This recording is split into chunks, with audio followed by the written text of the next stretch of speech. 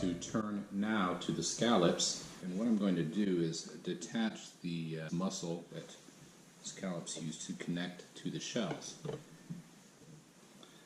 These won't be seared until the very last minute. It only takes about a minute and a half per side, and you don't want to overcook your scallops.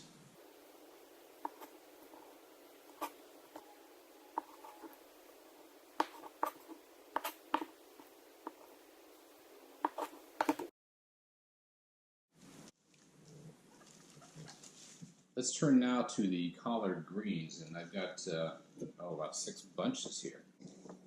So what we want to first do is de-stem them. The stems can be pretty tough, so you don't want to eat those. You want to roll them up and slice them into more consumable pieces.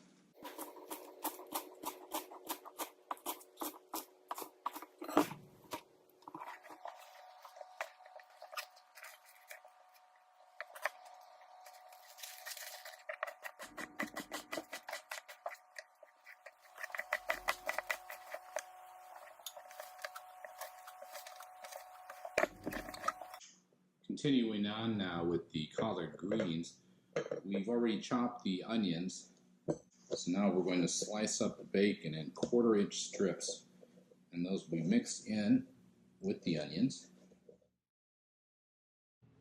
I've completed a couple of mise en place tasks which I did not record, so we are done with the mise en place, and it's time to start baking and cooking.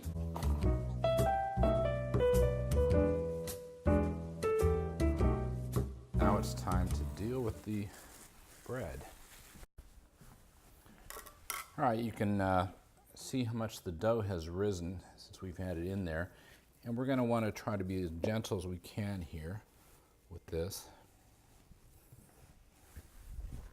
I still have my doubts about this dough.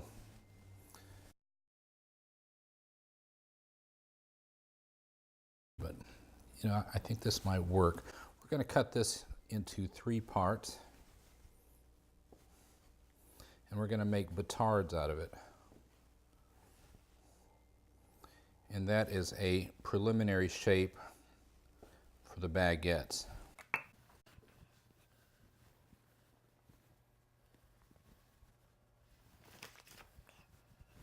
For the batards, what we're going to do is fold 1/3 of the crust over. We want to create some tension on the outside and press it down, kind of folding it like a letter that would go into an envelope.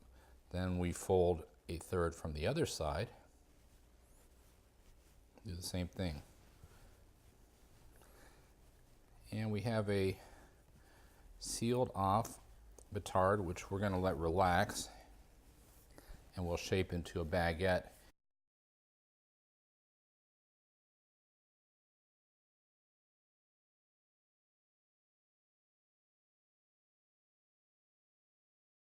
All right, I've put a little bit of oil on this plastic.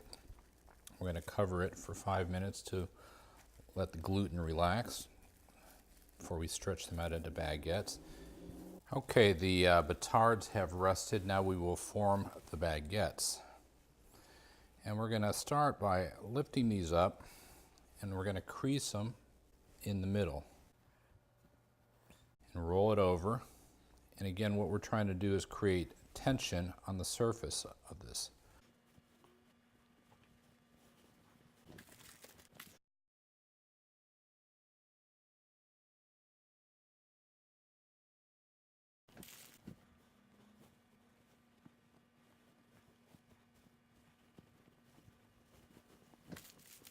And we're going to take that oiled plastic. All right, we'll let it continue to rise on the counter. All right, it's time to put the French bread in the oven now. I have a stone, like a pizza stone, heating up, and it's been heating up for about 45 minutes. We're going to bake the bread for 20 to 30 minutes until the internal temperature is 205 degrees or so.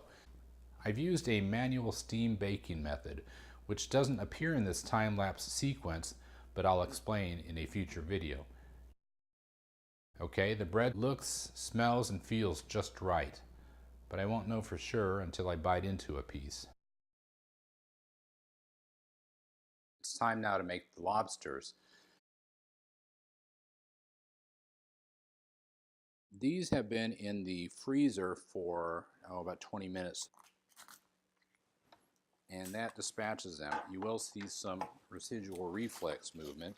You can leave the rubber bands on when you're cooking them, but I prefer not to have rubber in my food. We're going to steam these lobsters for about 12 minutes.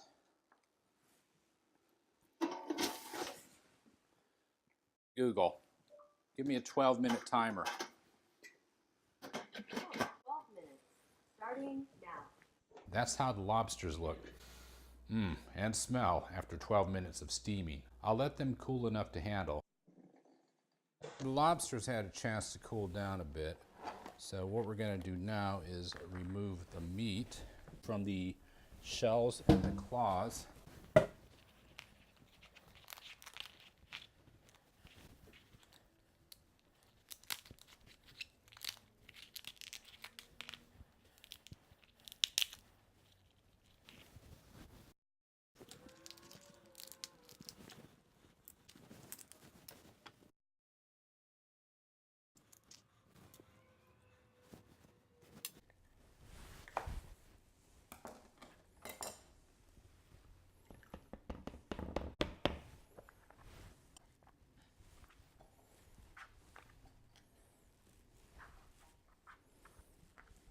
Now we're going to slice up the lobster meat into smaller pieces for the bisque.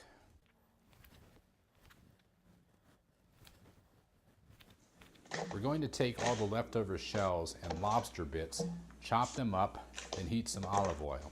Then we'll saute our onions and herbs and add the lobster shells and bits. After a few minutes, we'll add the tomato paste and the sherry, which will burn off, the fish or clam broth, and then 2 cups of the flavor-filled lobster juice we saved. And we'll let all of that simmer for about an hour.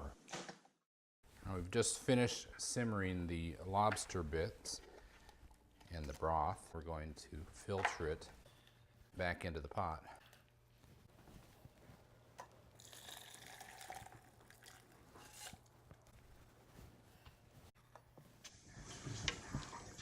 I've strained out the lobster broth, and now I'm going to add rice to it. This is one of the unusual things about this recipe, that they use rice for a thickener. So we're going to cook it for about half an hour until it gets very mushy.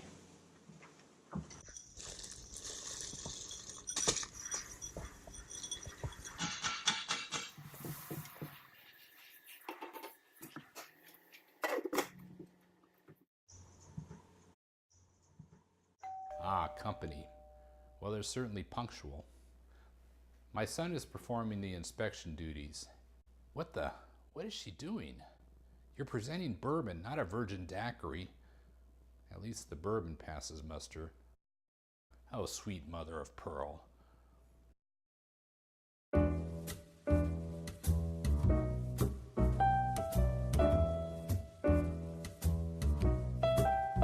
The guests are starting to arrive, so I'm about to start the collard greens. We've gotten the scallops out here. I put salt and pepper, gave them another pat down.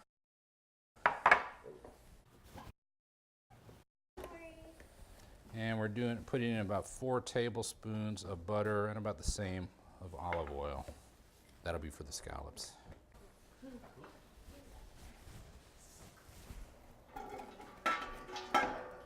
Can I get a vase? Fine.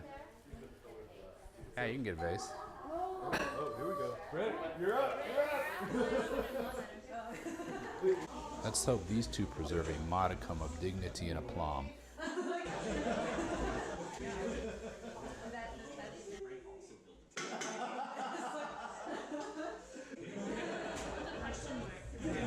Appropriate reactions. Oh, jeez. Must be a millennial thing.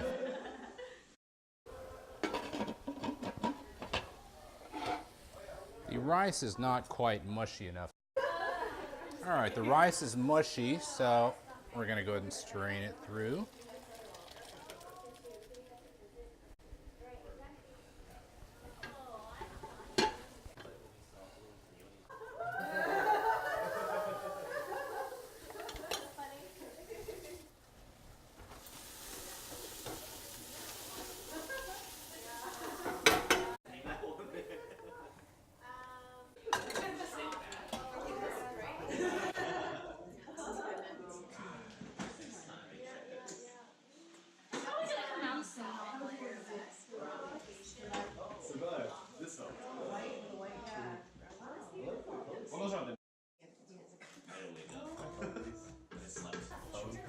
I'm gonna take these to the table.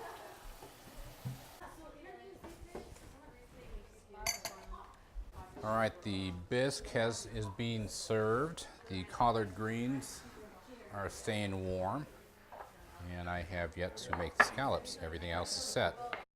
The camera didn't record me searing the scallops. Sorry, but I did spare you the infernal smoke alarms going berserk.